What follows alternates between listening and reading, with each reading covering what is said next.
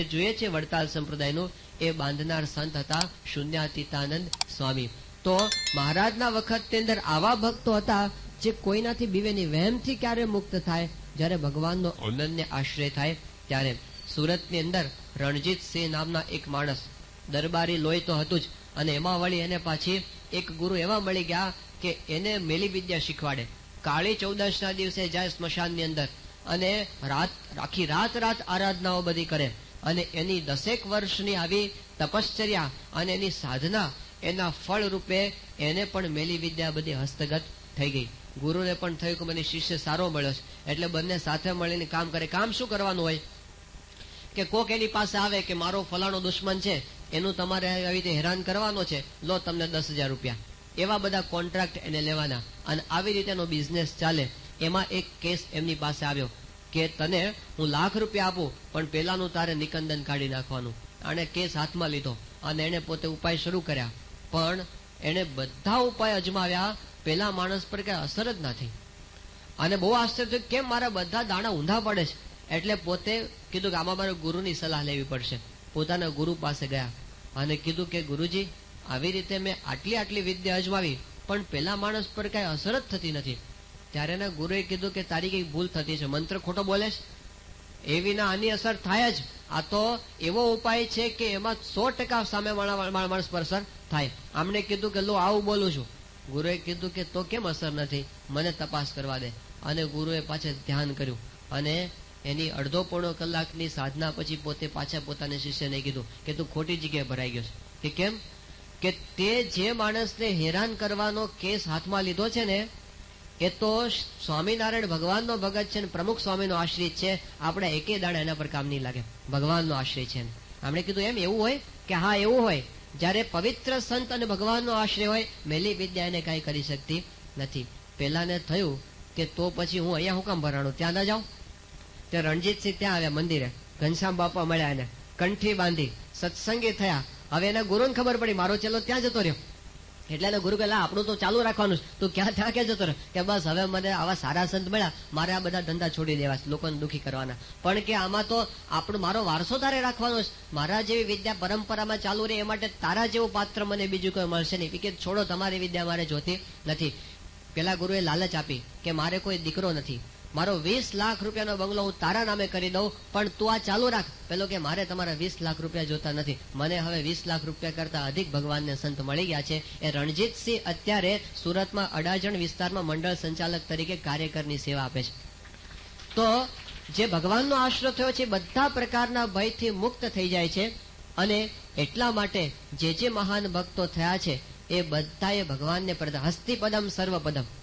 એક હાથીનું પગલું હોય, એમાં બકરીનું પણ પગલું આવી જાય, ઘેટાનું પણ પગલું આવી જાય, એમાં ભેંસનું પણ પગલું આવી જાય, એમાં બધા જ પશુઓના પગલા આવી જાય, હાથીનું પગલું આવી જાય.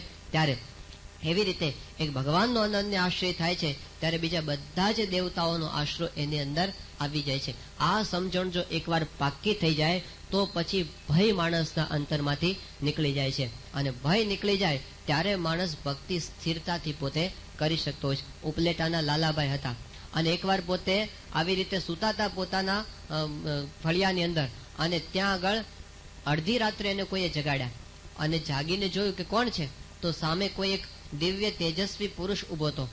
એણે કીધું કે લાલાભાઈ, હું ઇન્દ્ર છું, અને તમારે મને 3 વસ્ત્ર આપવાના છે, આટલાથી હું તમારા પર રાજી થઈ જઈશ. ત્યારે લાલાભાઈએ કીધું કે જો ભાઈ, મારી જેટલી સંપત્તિ છે ને એ તો જુનાગઢના ગુણાતીતાનંદ સ્વામીની છે, એમને પૂછ્યા વિના મારાથી તમને કઈ અપાય નહીં. ત્યારે પેલો તો એકદમ ગુસ્સે થઈ ગયા ઇન્દ્ર તો, કે હું ઇન્દ્ર છું, તમને ખબર છે? કે હા, મને બધી ખબર છે, પણ મારો તો નિર્ણય આ છે, એમને પૂછ્યા વિના મારાથી તમને અપાય નહીં.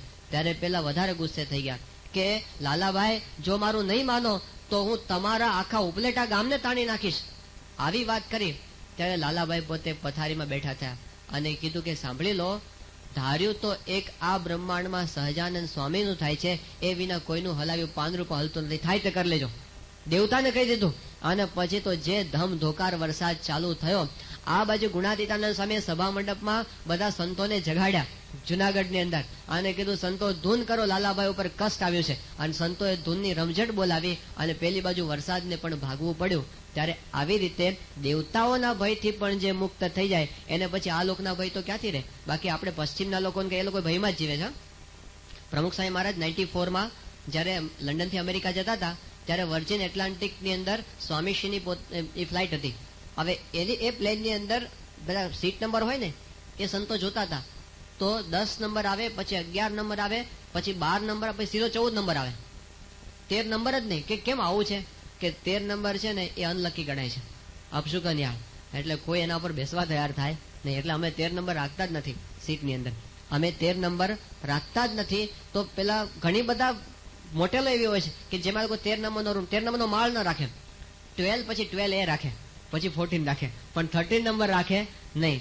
આવી રીતે પશ્ચિમના દેશોમાં પણ અંધશ્રદ્ધા અને ભયથી માણસ ક્યારેય મુક્ત રહી શકતો નથી, જ્યાં સુધી ભગવાનનો અનન્ય આશ્રય ન થાય ત્યાં સુધી. એટલે તમામ જગ્યાએથી આપણને એક જ વસ્તુ શીખવા મળે છે, ભગવાનનો અનન્ય આશ્રય આપણે કરવો. રૂકમિણીએ ભગવાનનો હાથ પકડી લીધો, અને એવી રીતે આપણે પણ જો ભગવાનનું કાંડું પકડી શકીએ તો આ લોકમાં અને પરલોકમાં કોઈ આપણને દુઃખી કરી શકે એમ નથી.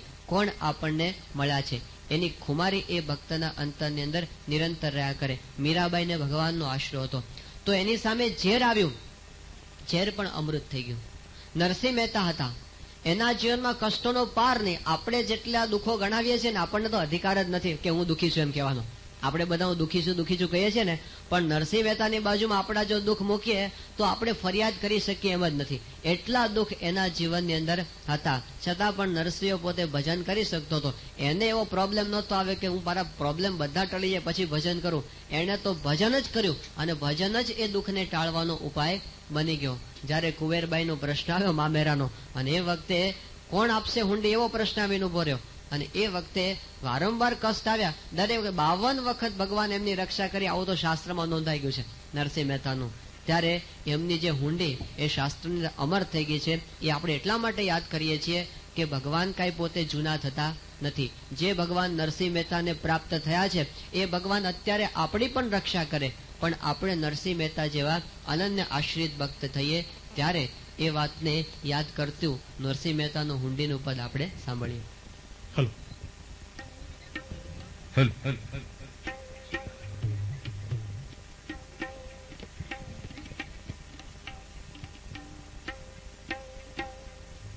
હલો હલો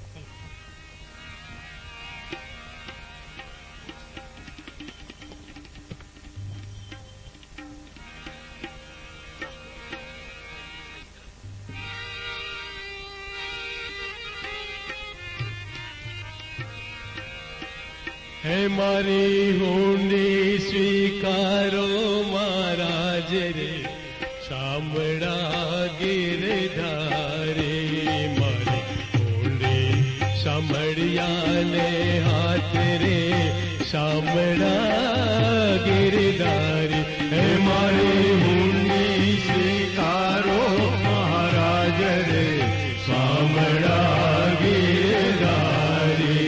મારી સામળિયાને હાથ રે, શામળા ગિરધારી. હે મારી હુંડી સ્વીકારો મહારાજ રે, શામળા ગિરધારી. મારી હુંડી સામળિયાને હાથ રે, શામળા ગિરધારી. મારી હુંડી સ્વીકારો મહારાજ રે, શામળા ગિરધારી. મારી હુંડી સામળિયાને હાથ રે, શામળા ગિરધારી. હે રાણાજીએ રદ કરી, વળી મીરા કે રે કાજ, ઝેરના પ્યાલા મોકલ્યા રે, વાલો ઝેરના, હે વાલો ઝેરના જાર હાર રે, શામળા ગિરધારી.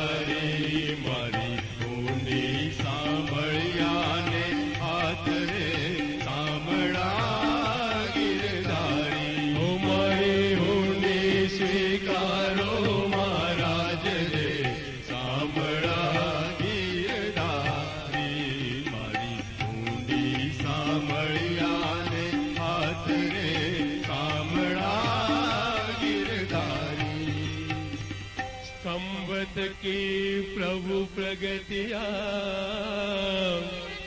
વળી ધર્યું નરસિંહ રૂપ પ્રહલાદને ઉગાર્યો રે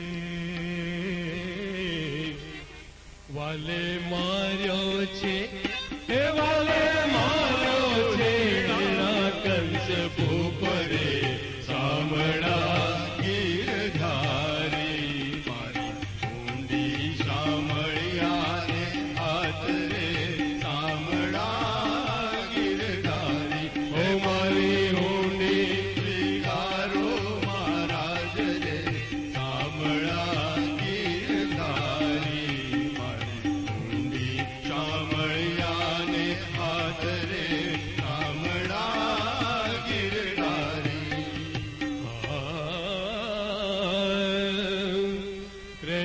રહેવાનથી ઝૂંપડો વળી જમવાનથી જુવાર બેટા બેટી વડાવ્યા રે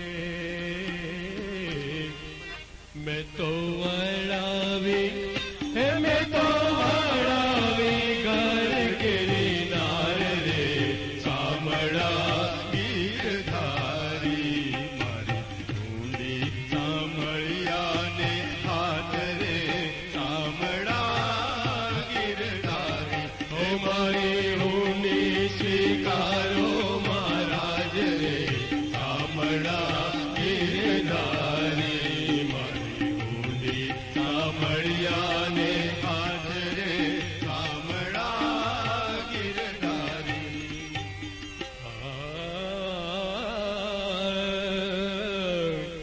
ગરથ મારું ગોપી ચંદન વળી તુલસી હે મનોહાર સાચું નાણું મારે સાંભળો મારે દોલતમાં હે મારી દોલતમાં જાંજ પકવાજ રે સામળા ગીરધારી મારી ઊંડી સામળિયાને હાથ રે સામળા ગીરધારી હે મારી ઊંડી સામળો મહારાજ રે સામળા ગીરધારી મારી ઊંડી સામળિયાને હાથ રે સામળા ગીરધારી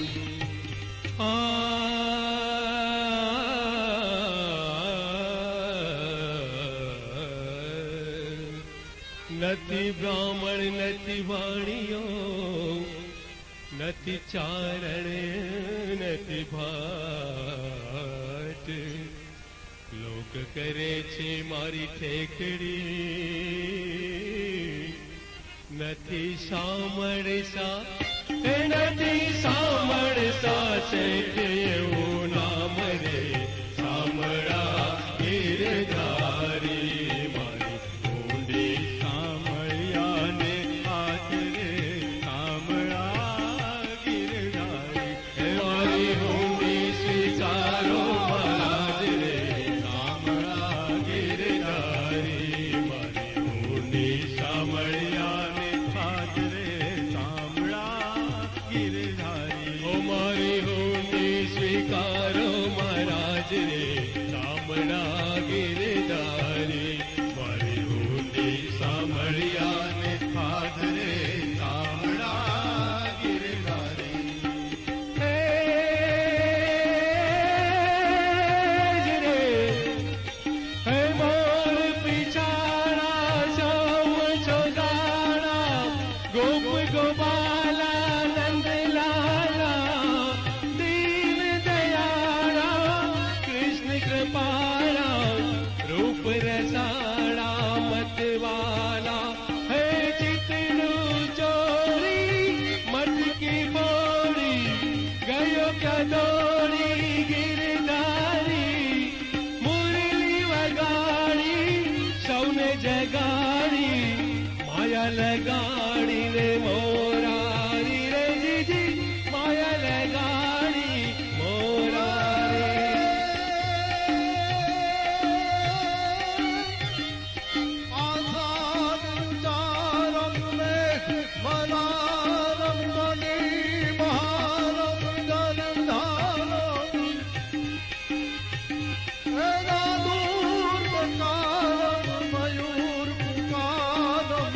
ફળિતાતારમ વિસ્તારમ નાવૈ સમારમ કાશ્યપારમ નંદકુમાર મુનિર્ખ્યારી કહે રાધે પ્યારી મેં બલિહારી ગોકુળ જાઓ ગિરધારી ગિરગોકુળ જાઓ ગિરધારી ગિરગોકુળ જાઓ ગિરધારી હે મારી હુંડી સ્વીકારો મહારાજ રે કામડા ગિરધારી મારી હુંડી સાંભળ્યા ને હાથ રે કામડા ગિરધારી મારી હુંડી સ્વીકારો મહારાજ રે સાંભળા ગિરધારી મારી હુંડી સાંભળ્યા ને હાથ રે સાંભળા ગિરધારી સ્વામિનારાયણ ભગવાનની જય કૃષ્ણ કનૈયાલાલ કી જય. ચોમાસાનો સમય હતો અને એકવાર એક ભાઈ એમના પત્ની સાથે એક વેરાન રસ્તેથી પસાર થતા હતા અને એ દરમિયાન એવું થયું કે ભયંકર વાવાઝોડા સાથે વરસાદ તૂટી પડ્યો. વાવાઝોડાનો અવાજ જ એટલો ભયંકર હતો કે વલભલાના હાજા ગગડી જાય. અને આવી પરિસ્થિતિની રસ્તા પર બીજું કોઈ દેખાય નહીં એટલે પેલી સ્ત્રી એટલી બધી ગભરાઈ ગઈ કે ધ્રુસકે ને ધ્રુસકે રડવા માંડી. પેલા ભાઈએ ઘણો એને આશ્વાસન આપવા પ્રયત્ન કર્યો પણ સ્ત્રી છાની ન રહે. 2-5 મિનિટ આવું ચાલ્યું, વાવાઝોડું વધતો જતો હતો. એ વખતે પેલો જે પુરુષ હતો એકદમ હસવા માંડ્યો, ખડખડાટ હસે. એટલે પેલી બાઈ રડતી બંધ થઈ ગઈ અને એને કીધું કે તમે શેના રડો છો? આટલું બધું ભયંકર વાવાઝોડું છે અને તમને હસવું આવે છે? પેલા પુરુષે પોતાના ખિસ્સામાંથી એક ચપ્પુ કાઢ્યું ને પેલી બાઈને ગળે અડાડી દીધું.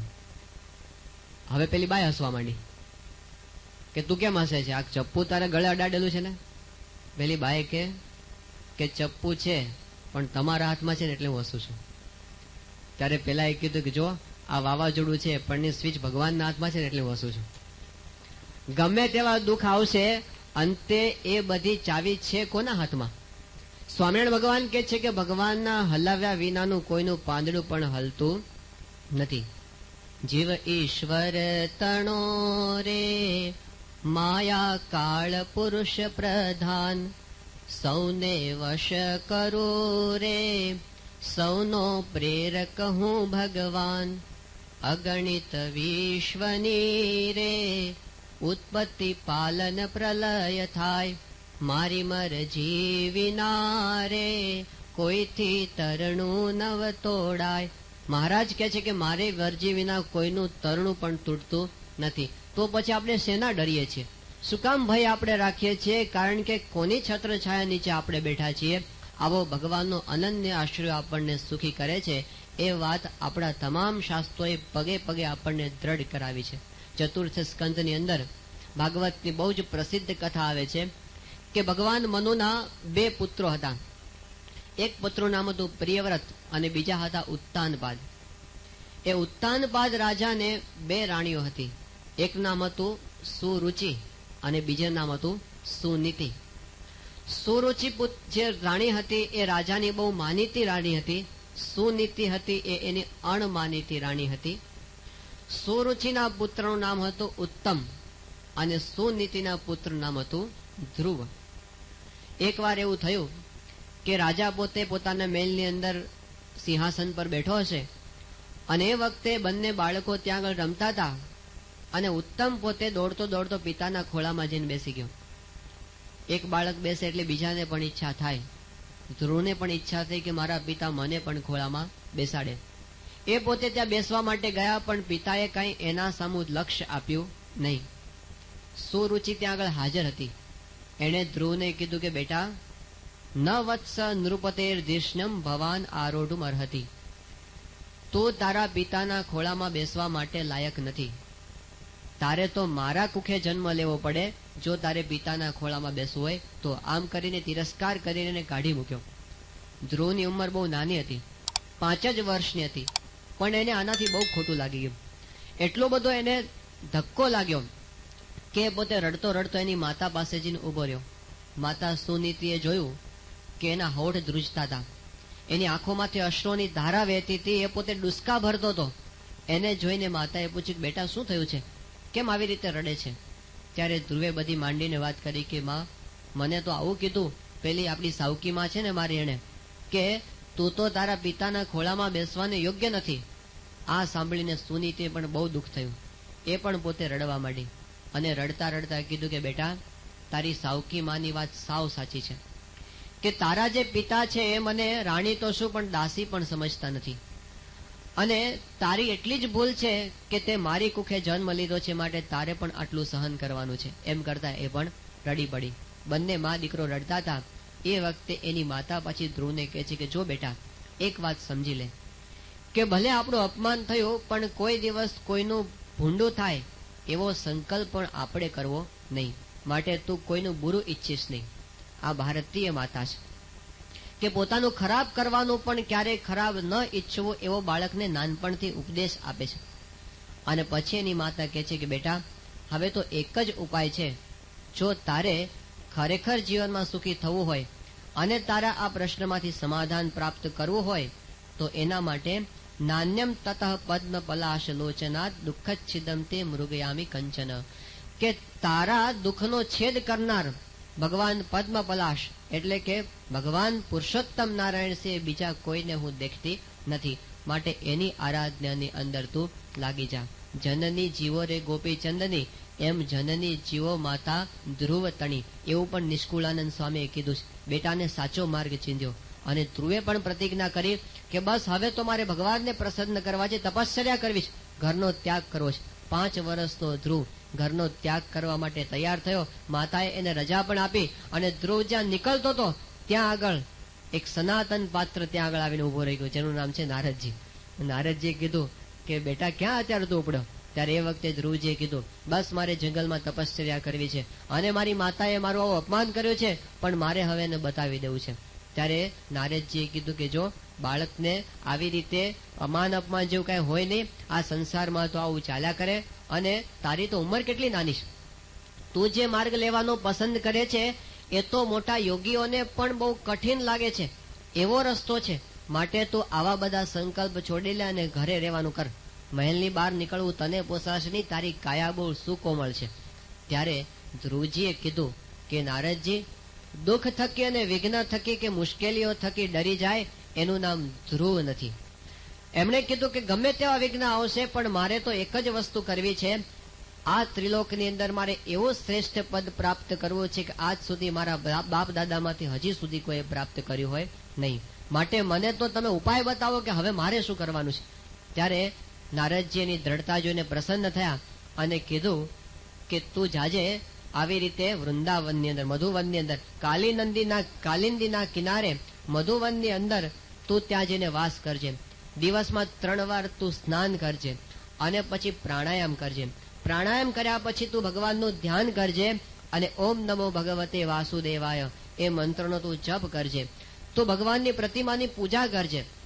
જલ વડે, પુષ્પ વડે, પર્ણ વડે, ફલ વડે જે કાંઈ સામગ્રી તને જંગલમાં પ્રાપ્ત થાય એના વડે તું ભાવપૂર્વક ભગવાનની પૂજા કરજે. પ્રતિમા પ્રાપ્ત થાય તો પ્રતિમાની પૂજા કરજે, નહીતર શિલાની પ્રતિમા તું માની લેજે, અથવા તો પંચભૂત છે પણ ભગવાનનું સ્વરૂપ છે એમ માનીને તું ભગવાનની અર્ચના પૂજા રોજ કરજે.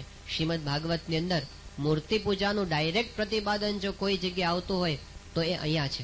આપણા શાસ્ત્રોની અંદર આપણને વારસાની અંદર હિન્દુ ધર્મમાં જેવી રીતે આપણને પુનર્જન્મનો સિદ્ધાંત પ્રાપ્ત થયો છે, જેવી રીતે કર્મવાદનો સિદ્ધાંત પ્રાપ્ત થયો છે, જેવી રીતે અહિંસા અને બ્રહ્મચર્યના સિદ્ધાંતો પ્રાપ્ત થયા છે, એવી રીતે એક મહાન સિદ્ધાંત આપણને હજારો વર્ષોની પરંપરાથી પ્રાપ્ત થયો છે, એ છે મૂર્તિ પૂજા. ભગવાન પ્રતિમામાં નિવાસ કરે છે. આ હિન્દુ ધર્મની એક અત્યંત વિલક્ષણ વિશિષ્ટતા છે, જેની અંદર સેમેટિક રિલિજન કોઈ માનતા નથી, એટલે કે ઇસ્લામ રિલિજન કે પછી યહૂદી કે એ બુદ્ધિઝમ, એ લોકોને કે પછી યહૂદી કે ખ્રિસ્તી ધર્મ, એ લોકો મૂર્તિ પૂજાની અંદર માની શકતા નથી. એના શાસ્ત્રોમાં ખંડન છે.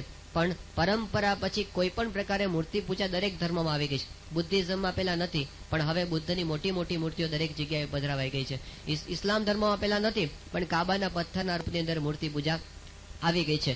ખ્રિસ્તી ધર્મની અંદર પણ મૂર્તિઓ ઈસુની હવે પૂજાવા માંડી છે. તો દરેકમાં કોઈક ને કોઈક રીતે છેલ્લે હિન્દુ ધર્મના સિદ્ધાંત પર આખી દુનિયા આવીને ઊભી છે. એ મૂર્તિ પૂજાનો સિદ્ધાંત આપણને હજારો વર્ષોથી પ્રાપ્ત થયો છે. એમાં લાખો ભારતીયોની શ્રદ્ધા છે. આજે ભારતની અંદર 35,70,000 કરતા વધારે મંદિરો છે. એ દરેક મંદિરની અંદર આપણે જઈને ભગવાનની પ્રતિમાની પૂજા અને અર્ચના કરીએ છીએ. 1995 સાલની અંદર ઓક્ટોબર મહિનાની અંદર આખી દુનિયાના દરેક દેશની અંદર, લગભગ દરેક છાપાની અંદર, લગભગ દરેક મેગેઝિનની અંદર, લગભગ દરેક ટેલિવિઝન ન્યૂઝની અંદર એક સમાચાર બહુ જ ચમક્યા હતા. શું હતા? કે ગણપતિ બાપા છે ને દૂધ પીવે છે.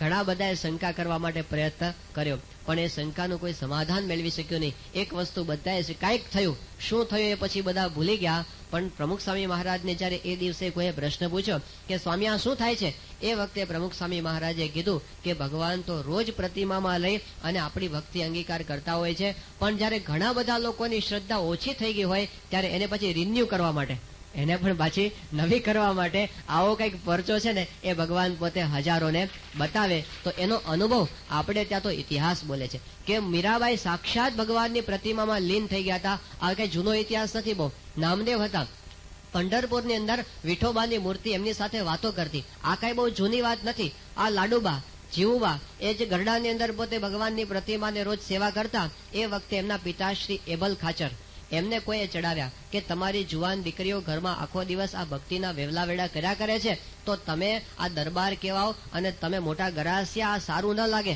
આપણને શોભે નહીં આ કે જુવાન દીકરી ઘરમાં બેસીને પરણે નહીં અને ખાલી ભજન ભક્તિ કર્યા કરે. એબલ ખાચર પોતે કાચા કાનના, એટલે પોતે એકદમ વાત તો સાચી લાગે છે એમ માનીને ઘરે ઉપડ્યા અને ગુસ્સામાં તો હતા જ. અને જ્યાં પોતે જીવુબાના ઓરડા પાસે જઈને ઉભા રહ્યા, એ જ વખતે જીવુબા લાલજીની મૂર્તિને દૂધ પીવડાવતા હતા. બારણા પાસે એબલ ખાચર ઉભા હતા અને એમણે એ વખતે ત્રાડ નાખી કે મૂકી દે તારા બધા આ ભક્તિના નાટક. એટલે જીવુબાએ પાછળ જોયું તો એબલ ખાચર હતા, હાથમાં ખુલ્લી તલવાર હતી અને કહેતા હતા કે અત્યારે જે બહુ મૂક, હવે મારે મારા ઘરની અંદર આવા નાટક કાંઈ જોઈએ નહીં. ત્યારે જીવુબાએ કીધું કે બાપુ આ તમને શું થયું છે?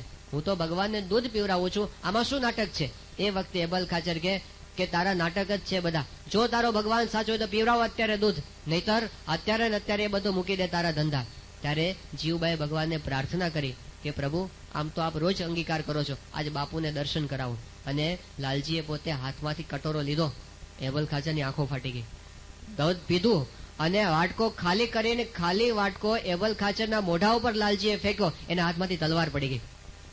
આજની તારીખે એ જે પ્રસાદીની લાલજીની મૂર્તિ છે, ગરડા ગોપીનાથજીના મંદિરમાં જજો, છેલ્લા ખંડની અંદર સુખશિયાની અંદર બે મૂર્તિઓ છે. એમાં જે નાની મૂર્તિ દેખાય છે એ આ પ્રસાદીના લાલજી છે, જેને જીવબાનો ભક્તિભાવ અંગીકાર કર્યો છો. આજની તારીખે આ પ્રસંગો આપણને જોવા મળે છે. અમારા ધર્મ સ્વરૂપ સ્વામી છે, એમ સારંગપુરના બહુ જૂના સંત છે, એમને પ્રસંગ કીધો, એમનો નજરે જોયેલો, એમને જે સંતોનો પ્રસંગ બોલે એમને જોયેલા. એમણે શાસ્ત્રીજી મહારાજના વખતની અંદર સારંગપુરમાં એવું થયેલું કે જે મંદિર છે આપણું, એમાં પ્રથમ ખંડ, છેલ્લા ખંડની અંદર ધર્મકુળની મૂર્તિઓ છે. એટલે ઘનશ્યામ મહારાજ, પછી અયોધ્યા પ્રસાદ ને રઘુવીરજી મહારાજની મૂર્તિઓ ત્યાં પધરાવવામાં આવી છે. હવે એક સંત એ પોતે ત્યાં ઠાકોરજીની સેવામાં હશે, પણ એક દિવસ કઈ ભૂલ થઈ ગઈ. ભગવાનની શુદ્ધિના પણ નિયમો હોય છે, તો કઈક ભૂલ થઈ ગઈ અને પોતે ભગવાન પાસે કઈ શુદ્ધિ ન જાળવી શક્યા. એ વખતે અયોધ્યા પ્રસાદ જે એક લાફો મારી દીધો એક સંતને મૂર્તિમાંથી, અને એ લાફો એવો માર્યો કે એ સંત હતા ને આખી જિંદગી એમની ડોક ત્રાસી રહી ગઈ હતી.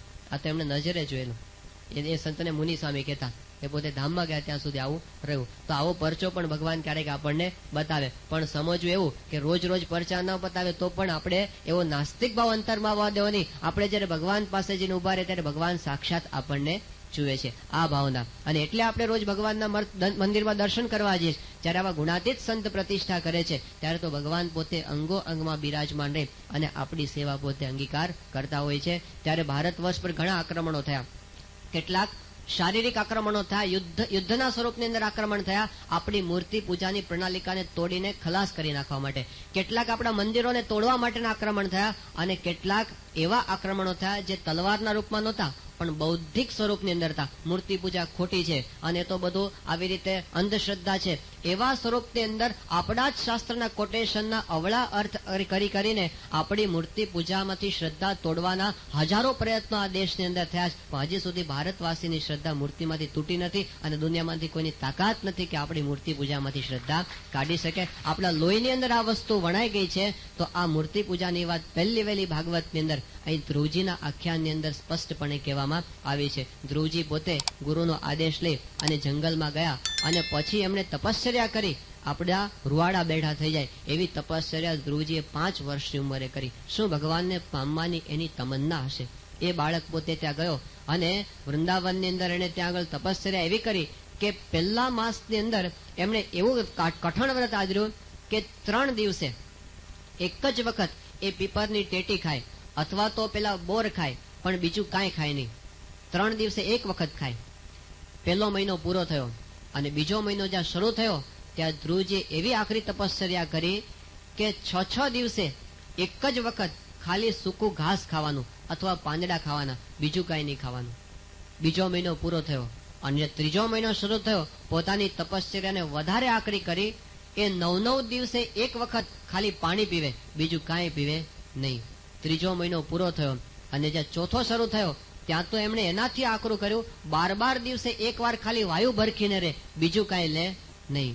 અને ચોથો મહિનો પૂરો થયો.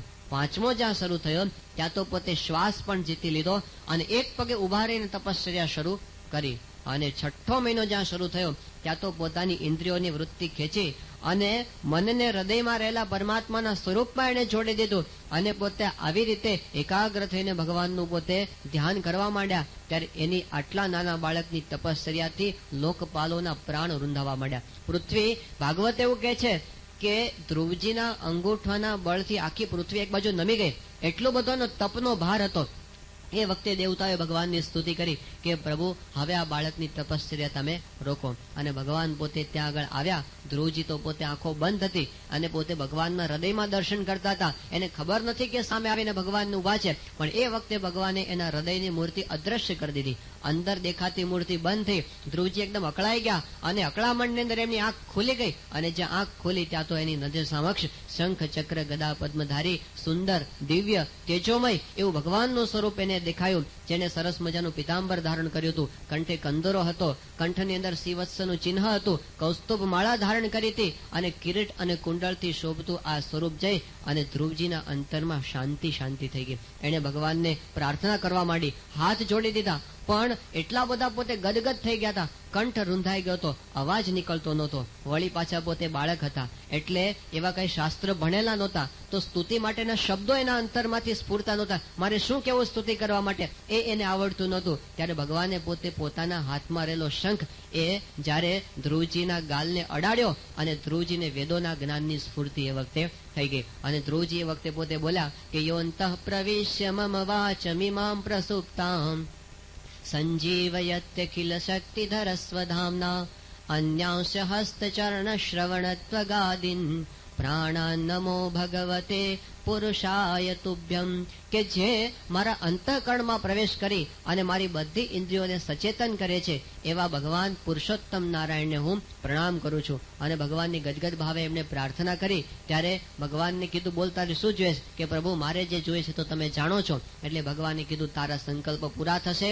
આ ત્રિલોકની અંદર તને અવિચળ સ્થાન આ દેહ મૂક્યા પછી પ્રાપ્ત થશે, પણ ત્યાં સુધી તને મોટી પ્રાપ્તિ થશે. 36,000 વર્ષ સુધી તું આ એક ચક્રી શાસન આ રાજ્યની અંદર તું ભોગવી શકીશ. તારો જે મોટો ભાઈ છે ઉત્તમ, એ પોતે જયારે જંગલની અંદર શિકાર કરવા માટે જશે ત્યારે એનું મૃત્યુ થશે. એટલે એની માતા જે સુરુચિ છે એ પણ પાગલ થઈને એની પાછળ ભટકતી જંગલમાં દાવાગ્નિની અંદર બળી જશે. તારા પિતા છે તને રાજ્ય આપશે, તારો માર્ગ છે નિષ્કંટક થઈ જશે, માટે તું સુખેથી હવે પાછો જા. આવું કહીને ભગવાન પોતે અદ્રશ્ય થઈ ગયા. ધ્રુવજીના બધા સંકલ્પો છે એ પૂરા થયા. અને પછી જયારે ધ્રુવજી રાજ્યની અંદર આવતા હતા પાછા, એ વખતે ભાગવત પોતે કે છે કે આવી વખતે પાછા આવતા મૈત્રેય ઋષિ કે છે કે ધ્રુવજીના અંતરમાં સંતાપ થયો, ઉદાસીનતા છવાઈ ગઈ, અશાંતિ એના અંતરમાં ઉત્પન્ન થઈ. એ વખતે વિદુરજી પોતે આ કથા સાંભળતા હતા. એટલે વિદુરે મૈત્રેય ઋષિને પૂછ્યું કે સર્વ સુખના નિધિ તો ભગવાન છે, એ ભગવાનના દર્શન તો મોટા યોગીઓને પણ દુર્લભ છે. એવા ભગવાન સામે આવીને ઉભા છે, છતાં પણ ધ્રુવજીના અંતરમાં અશાંતિ કેમ થઈ? ત્યારે એનો જવાબ આપતા મૈત્રેય કહે છે કે અશાંતિ એટલા માટે થઈ કે માતુઃ સપત્ન્યાઃ વાગ્બાણીઃ હૃદિ વિદ્ધસ્તુ તાન સ્મરન નૈચ્છન મુક્તિ પતેર મુક્તિમ તસ્માત તાપમ ઉપેયવાન. આ ધ્રુવ એને વિચાર આવ્યો કે મને કોણ મળ્યા? ભગવાન મળ્યા, અને છતાં પણ મેં ભગવાનની પાસે કેવી વસ્તુ માગી? જેમ કોઈ રાજા રાજી થાય અને પછી એની પાસે કોઈ એમ કે મને એક મુઠ્ઠીભર ચણાના ફોતરા આપો, એવું કોઈ કહે તો કેવું કહેવાય? મેં ભગવાનની પાસે આ લોકની વસ્તુ માગી, એમની પાસે મેં મુક્તિ ન માગી, એમની પાસે મેં ભક્તિ ન માગી, મેં સ્થૂળ વસ્તુ માગી લીધી. એટલા માટે એમના અંતરની અંદર બહુ પસ્તાવો થયો. ભગવાન પ્રગટ થયા હતા, પણ અંતરની આસક્તિ ટળી નહોતી, તો માગતા એમને આવડ્યું નહીં. ભાગવતમાં કેટલો મોટો મર્મ આપી દીધો કે આપણે ભક્તિ શેના માટે કરીએ છીએ, મંદિરે શેના માટે જઈએ છીએ. શ્રીમદ ભાગવતની અંદર 3 પ્રકારના ભક્તોની વાત આવે છે. એક ભક્તો કેવા છે કે જે પોતે અસુરીઓની અંદર છે, એટલે કે એ પોતે સાધના કરે, તપશ્ચર્યા કરે, સિદ્ધ દશાને પામે, પણ સિદ્ધ થયા પછી શું કરે? ભગવાનની જ સામા પડે છે, ભગવાનને જ મારવા માટે એની સામે પોતે યુદ્ધ કરે છે. ભસ્માસુર હતો અને એને પોતે શિવજીને પ્રસન્ન કર્યા અને કીધું તથાસ્તુ, માગ તારે શું જોઈએ છે? ભસ્માસુર કે હું જેના ઉપર હાથ મૂકું ને ભસ્મ થઈ જાય, આવું વરદાન એને માગ્યું. હવે શિવજી કે તથાસ્તુ, ચાલ આપ્યું તને. હવે ભસ્માસુરે કીધું કે આપણે આનું ટેસ્ટિંગ તો કરવું જશે ને, આને મને વરદાન આપ્યું પણ એમ થાય છે કે કેમ? એટલે કે આપણે શિવજીને જ પકડો ને બીજાને ક્યાં જોવા જવા. એટલે શિવજીની ઉપર જ હાથ મૂકવા ગયો અને શિવજી તો ભાગે કે મેરી બિલ્લી મુજસે મ્યાઉ, આ તો મારી પાછળ દોડ્યો. એટલે આગળ શિવજીની પાછળ પેલો, અને આ તો બહુ ભારે ઉપાધિ થઈ ગઈ. એટલે એ તો સીધા વૈકુંઠમાં પહોંચ્યા અને ભગવાન વિષ્ણુને કીધું જો પેલો પાછળ આવ્યો છે અને આને કંઈક તમે વારો, નહીતર આ મારું અત્યારે મારું કંઈક કરી નાખશે. એટલે વિષ્ણુ ભગવાને કીધું કે હું એને ઉપાય કરું છું, તમે જરા ધીરજ રાખો.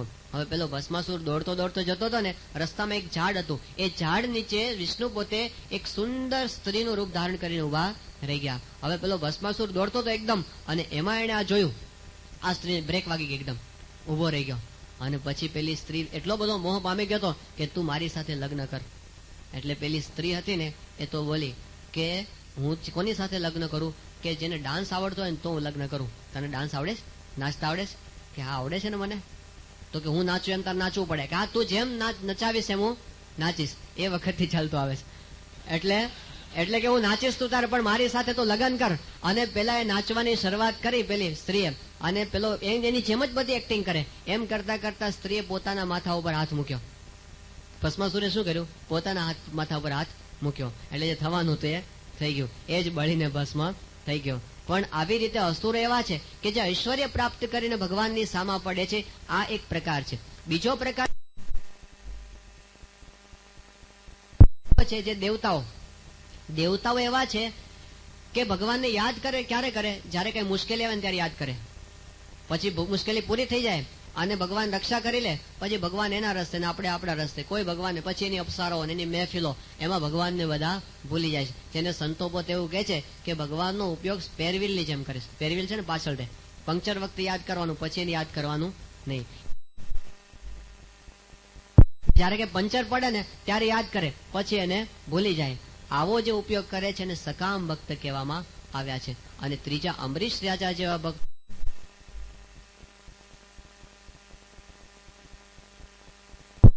કે મત સેવયા પ્રતિતમ ચ સાલોક્યાદિ ચતુષ્ટયમ નેચ્છંતિ સેવયા પૂર્ણા કુતોન્યત કાલ વિપ્લુતમ. ભગવાન વિના એના અંતરમાં બીજી કાંઈ ઈચ્છા નથી. અમારા જગતનું કાંઈ, જો તમે મળ્યા એટલે બધું આવી ગયું. તમારા વિના બીજી કઈ મોટી વસ્તુ છે કે હું તમારી પાસે માગું? ભગવાન જ મારે જોઈએ છે. એમના થકી મારે બીજું પ્રાપ્ત કરવું એવું નથી. એ જ પ્રાપ્ય છે. પરમ પ્રાપ્ય ભગવાન પોતે છે. આવા નિષ્કામ ભક્તો સર્વથી શ્રેષ્ઠ છે, ભગવાનના હૃદય સમાન છે. એ ભક્ત કેટેગરીમાં આપણે આવવાનું છે. આ સકામ ભક્તની વાત તો કેવી છે કે મોટા ભાગની આજની દુનિયાની 90% નહીં, 95% નહીં, 99% ભક્તિ આવી જ હોય છે. ઇલેક્શન નજીક આવે ને મંદિરમાં ગીર્દી વધી જાય, પરીક્ષા નજીક આવે ને મંદિરમાં ગીર્દી વધી જાય. એ શાની છે? બસ આવી જ કે કંઈક આપણને ભક્તિ કરીએ અને એનું આવું કંઈક લૌકિક ફળ આપણને પ્રાપ્ત થાય. એમાંથી સંતો પેલી દ્રષ્ટાંત આપે છે કે એક ભાઈ હતા, હનુમાનજી પાસે ગયા પ્રાર્થના કરી કે હે હનુમાન દાદા, મને જો 5 લાખ રૂપિયાની લોટરી લાગી જાય, હું તમને તેલનો 1 ડબ્બો ચડાવી દઉં. હવે ભગવાન હનુમાનજી છે ને બુદ્ધિમતામ વરિષ્ઠ, બુદ્ધિશાળીઓમાં શ્રેષ્ઠ ગણાય છે.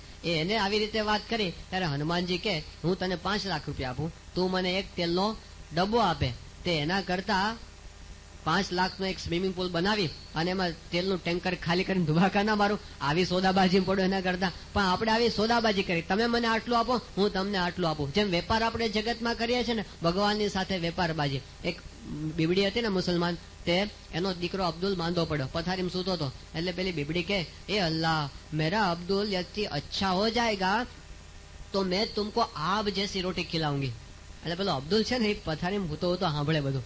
અને ફરી વાર બોલી ને એ કે અમ્મા અમ્મા, કે શું છે? એ અમ્મા ये आब जैसी रोटी तो अल्लाह को खिलाएंगी, लेकिन इतनी बड़ी तावड़ी कहाँ से लाएगी?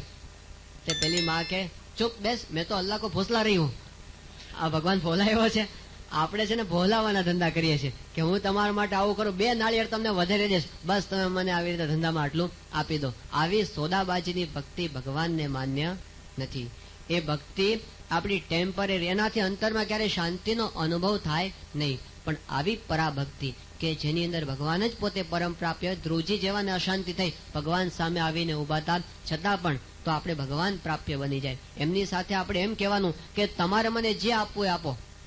આપણે શું કરીએ છીએ? લૌકિક માગ જ કરીએ છીએ. અને જે બહુ ફરિયાદ કર કરે ને એને ભગવાન ફરી યાદ કરતા નથી, એવું કોઈ વાત કરી છે. તો જે માગ કરતા હોય એને પછી એવી જ ભાવના રહે કે હું લૌકિક માગું. ભગવાનની ઈચ્છા તો કેવી છે ને, મોટું સુખ ઘણી વાર આપવું હોય. એકવાર એક બાળક હતો, રસ્તા પરથી પસાર થતો હશે અને એમાં એના બાપુજીના મિત્રની દુકાન પેલી પીપરમેન્ટની, અને ત્યાં રસ્તામાં આવી તો પેલા બાળકને જોઈને એના પેલા ભાઈને કીધું અહીંયા આવ તું. બાળકને બોલાવ્યો અને કીધું લે પિન્ટુ, તારે જેટલી જોઈએ ને એટલી તારી જાતે લઈ લે આમાંથી ગોળી, પીપરમેન્ટ. કે ના કાકા તમે આપો ને. કે તારી જાતે લઈ લે ને. તો કે ના તમે આપો, તમારા હાથે આપો. અને પેલા પછી કીધું સારું હું આપું. એટલે આને છે ને ખોબો ધરી દીધો અને પેલા હાથમાં આવી એટલી બધી એને ખોબામાં ભરાય એટલી આપી દીધી. પછી કીધું કે બેટા તારી જાતે કેમ ના લીધી? કે કાકા હું લઉં ને તો મુઠ્ઠીમાં સમય એટલી આવે, તમે આપો ને તો ખોબો ભરાય એટલી આવે. બાળકને ખબર પડે આપણો હાથ બહુ નાનો છે, આપણે માગશું તો આટલું માગશું, એમને જાજુ આપવું હોય તો. ભગવાન આપણને અપાર સુખ આપવા બેઠા છે. ભક્તને ક્યારેય ભગવાન દુઃખી કરવા માંગતા નથી, પણ ઘણી વખત સુખી કરવા માટે દુઃખી કરતા હોય. સુખી કરવા માટે દુઃખી કરતા હોય. કારણ કે ગુણાતીતાન સ્વામી કહે છે કે રૂપવાન સ્ત્રી, જાજુ દ્રવ્ય અને સારી મેડી મળી તે સત્સંગીને પણ માયાનું બંધન થયું. માટે એ તો જેવું તેવું સાધારણ મળે તે સારું છે. બહુ સારું મળે ને ભગવાન ભૂલાઈ જાય. એટલા માટે ઘણી વખત એટલા માટે દુઃખ આપે કે આપણે ભગવાનને ભૂલી જઈએ નહીં.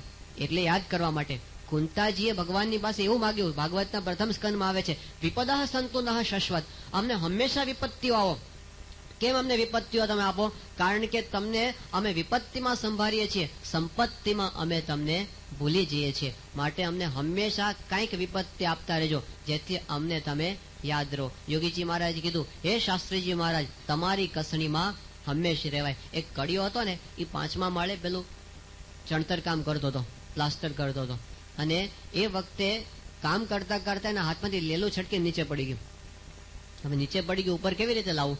ઉપરથી નીચે ઉતરીને જો ઉપર ચડે પાછો પાલક ઉપર, તો એમ કરતા કરતા 15-20 મિનિટ એની જતી રહે. એટલે થયું કે દોરડું એની પાસે હતો, નીચે નાખ્યું કે કોક મને બાંધી આપે. પણ રસ્તા ઉપરથી એકલ દોકલ માણસ કોક પસાર થાય, એ ઉપર ક્યાંથી જોવાનો હતો? એટલે એને શું વિચાર્યું કે આપણે એક રૂપિયાનો સિક્કો નાખીએ. એટલે ઉપરથી એને રૂપિયાનો એક સિક્કો નાખ્યો. એક માણસ હાલતો હાલતો આવતો હતો, એને સિક્કો ઉપરથી પડતો જોયો, એને લઈને ખિસ્સામાં નાખ્યો. ઉપર જોયું જ નહીં, હાલતો થઈ ગયો. આ તો ભારેથી બીજો આવ્યો, એને ફરી વાર બીજો સિક્કો નાખ્યો, બીજો એક ખિસ્સામાં નાખીને હાલતો થયો, ત્રીજો નાખીને હાલતો થઈ ગયો. એને કીધું આમ તો મેળ નહીં પડે. ચોથો માણસ પસાર થયો ને, પેલા ઉપરથી એક કાંકરો લઈને એના માથા માર્યો. એટલે પેલા ઉપર જે કોણ મારે છે? તરત ઉપર જવું કે આ મને લેલું બાંધી આપને, મારે આટલું જ કામ છે તારું. તો ઉપરથી જ્યાં સુધી પૈસા ફેંકે ને ભગવાન, આપણે ઉપર જોવાનું નથી. એ કાંકરો મારશે ને તો તરત આ કોને માર્યું, આ ક્યાંથી આવ્યું? એટલે આપણને ક્યારેક જાણી જોઈને એમાં એમને આપણને દુઃખી કરવાનો આશય હોતો નથી. દાસના દુશ્મન હરિ કેદી હોય નહીં, જેમ કરશે તેમ સુખદ થશે. આપણને સુખી કરવા જ બેઠા છે. અને એને ઘણું તો આપણને આપ્યું છે, એને આપણને ઘણું આપ્યું છે. સ્વામિનારાયણ ભગવાને પોતે આપણને વરદાન આપ્યું છે, મારો ભક્ત ક્યારે અન્ન વસ્ત્રે કરીને દુઃખી થાય નહીં. એવું તો એને આપી દીધું છે. પણ અમારા હરિપ્રકાશ સ્વામી કહે છે કે આપણને પ્રશ્ન શું છે? અન્ન વસ્ત્રનો પ્રોબ્લેમ તો નથી. આપણને રોટલા તો મળે છે, બ્રેડ તો મળે છે,